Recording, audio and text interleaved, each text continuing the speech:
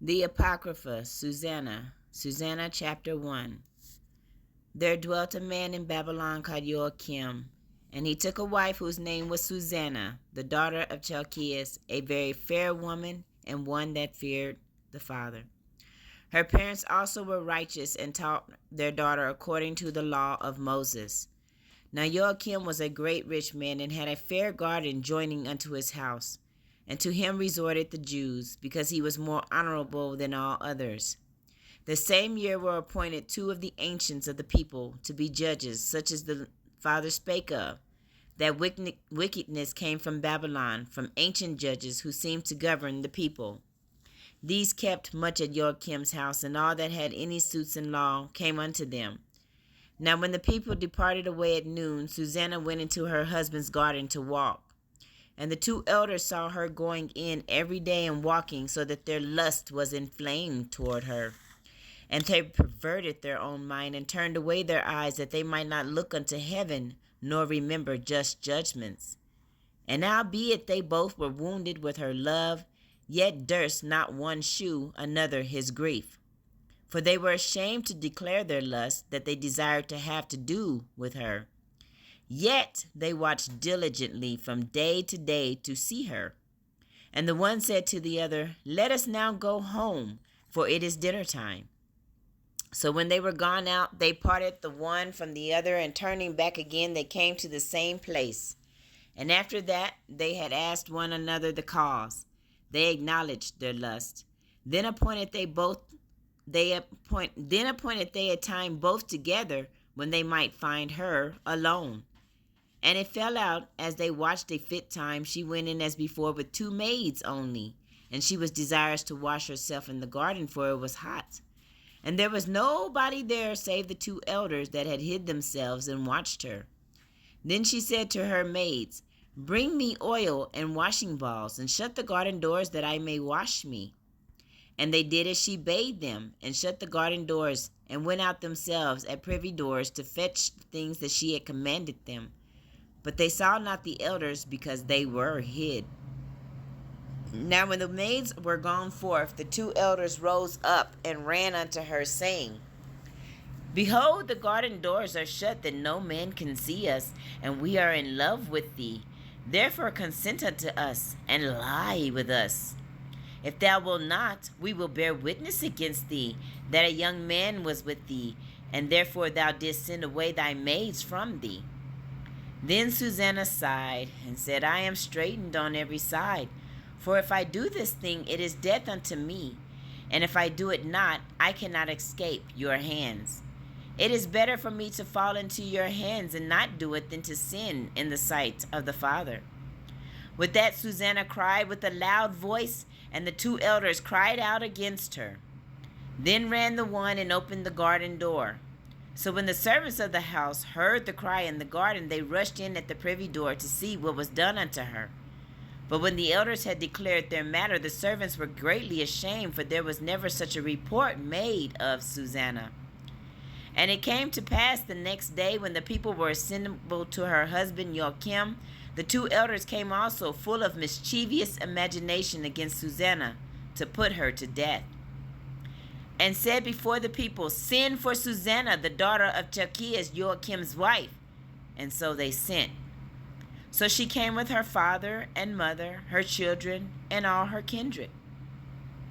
Now Susanna was a very delicate woman, and beauteous to behold. And these wicked men commanded to uncover her face, for she was covered, that they might be filled with her beauty. Therefore her friends and all that saw her wept. Then the two elders stood up in the midst of the people, and laid their hands upon her head. And she weeping looked up toward heaven, for her heart trusted in the Father. And the elders said, As we walked in the garden alone, this woman came in with two maids, and shut the garden doors, and sent the maids away. Then a young man who was there came unto her, and lay with her. Then we that stood in a corner of the garden, seeing this wickedness, ran unto them. And when we saw them together, the man we could not hold, for he was stronger than we, and opened the door and leaped out. But having taken this woman, we asked, who the young man was, but she would not tell us. These things we do testify. Then the assembly believed them as those that were the elders and judges of the people, so they condemned her to death. Then Susanna cried out with a loud voice and said, O everlasting Father, that knowest the secrets and knowest all things before they be, thou knowest that they have borne false witness against me, and behold, I must die. Whereas I never did such things as these men have maliciously invented against me. And the father heard her voice. Therefore, when she was led to be put to death, the father raised up the Holy Spirit of a young youth whose name was Daniel, who cried with a loud voice, I am clear from the blood of this woman. Then all the people turned them toward him and said, What mean these words that thou hast spoken? So he, standing in the midst of them, said, Are ye such fools, ye sons of Israel, that without examination or knowledge of the truth ye have condemned a daughter of Israel? Return again to the place of judgment, for they have borne false witness against her. Wherefore all the people turned again in haste, and the elders said unto him, Come, sit down amongst us, and show us, seeing the Father hath given thee the honor of an elder. Then said Daniel unto them, Put these two aside, one far from another, and I will examine them.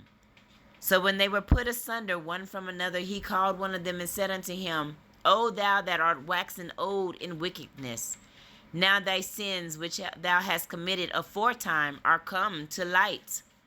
For thou hast pronounced false judgment, and hast condemned the innocent, and hast let the guilty go free.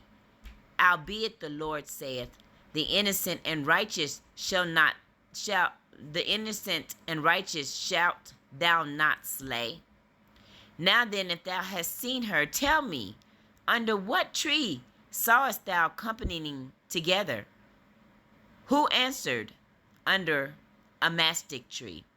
And Daniel said, Very well, thou hast lied against thine own head. For even now the angel of the Father hath received the sentence of the Father to cut thee in two.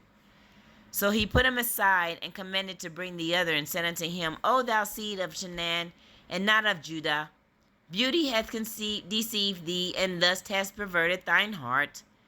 Thus have ye dealt with the daughters of Israel, and they for fear companied with you. But the daughter of Judah would not abide your wickedness. Now therefore tell me, under what tree didst thou take them companying together? Who answered, Under an holm tree. Then said Daniel unto him, Well, thou hast also lied against thine own head. For the angel of the Father waiteth with the sword to cut thee in two, that he may destroy you. With that all the assembly cried out with a loud voice, and praised the Father, who saveth them that trust in him. And they arose against the two elders, for Daniel had convicted them of false witness by their own mouth. And according to the law of Moses, they did unto them in such sort as they maliciously intended to do to their neighbor, and they put them to death. Thus the innocent blood was saved the same day. Therefore Chelcias and his wife praised the Father for their daughter Susanna, with Joachim her husband, and all the kindred, because there was no dishonesty found in her. From that day forth was Daniel had in great reputation in the sight of the people. Truth will prevail, people, always.